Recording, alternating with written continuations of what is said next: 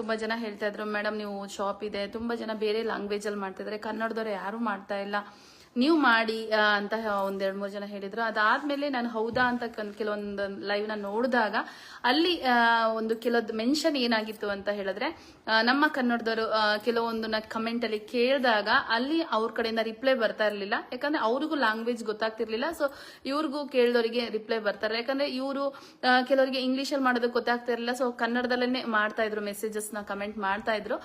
But ಅವ್ರು ಅಲ್ಲಿಂದ answer ಮಾಡೋದಕ್ಕೆ ಅವ್ರಿಗೂ ಈ ಕನ್ನಡ ಲ್ಯಾಂಗ್ವೇಜ್ ಗೊತ್ತಾಗ್ತಿರ್ಲಿಲ್ಲ. ಅವಾಗ ನನಗನ್ನಿಸ್ತು, ನನಗೆ ಗೊತ್ತಿರುವಂತ ಕನ್ನಡದಲ್ಲಿ ನನಗೆ ಗೊತ್ತಿರುವಂತ ಏನು ನನಗೆ ನಾಲೆಡ್ಜ್ ಗೊತ್ತಿದೆ ಅದ್ರಲ್ಲಿ ನಾನು ಒಂದು ಲೈವ್ ನ ಮಾಡಬಹುದು ಅಂತ ನನಗೆ, ಅಂದ್ರೆ ನಮ್ಮ ಕನ್ನಡ ಜನರಿಗೋಸ್ಕರ ನನ್ಗೆ ಗೊತ್ತಿರೋಷ್ಟು ಜ್ಯುವೆಲ್ರಿನ ಅಪ್ಡೇಟ್ ಮಾಡಿ ಅವರಿಗೆ ಏನ್ ಜ್ಯುವೆಲ್ರಿ ಬೇಕು ಕಮ್ಮಿ ರೇಟ್ ಅಲ್ಲಿ ಕೊಟ್ಟು ಒಂದು ಅವರಿಗೆ ಸ್ಯಾಟಿಸ್ಫ್ಯಾಕ್ಷನ್ ಮಾಡಬಹುದು ನಮ್ಮ ಕನ್ನಡದವರಿಗೆ ಅನ್ನೋದಕ್ಕೋಸ್ಕರ ಸ್ಟಾರ್ಟ್ ಮಾಡಿದೆ. ಸೊ ಫೈನಲಿ ಒಂದು ಶಿಲ್ಪ ಕನ್ನಡತಿ ಆಗಿದ್ದೀನಿ. ಸೊ ನನಗೆ ತುಂಬಾ ಖುಷಿ ಇದೆ ಇದರಿಂದ. ಬಟ್ ಇದೆಲ್ಲ ನಿಮ್ಮೆಲ್ಲರ ಸಪೋರ್ಟ್ ಇಂದಾನೆ ನಾನು ಇಷ್ಟೊಂದು ಏನಂದ್ರೆ ಶಿಲ್ಪ ಕನ್ನಡತಿ ಆಗಿರೋದಕ್ಕೆ ಸಾಧ್ಯ ಆಗಿದ್ದು. ಬಟ್ ನನಗೊಂದು ಹೆಮ್ಮೆ ಏನಿದೆ ಅಂದ್ರೆ, ತುಂಬಾ ಜನ ನನಗೆ ಹೇಳಿರೋದು, ಕರ್ನಾಟಕದಲ್ಲಿ ಕನ್ನಡದಲ್ಲಿ ಫಸ್ಟ್ ಲೈವ್ ನ ನೀವೇ ಸ್ಟಾರ್ಟ್ ಮಾಡಿರೋದು ಅಂತ. ಏನೇ ಆಗಿದ್ರು ಟೋಟಲಿ ಫೈನಲ್ ಆಗಿ ಈ 5 years ನ ಕಂಪ್ಲೀಟ್ ಮಾಡಿದೀವಿ. ಸೊ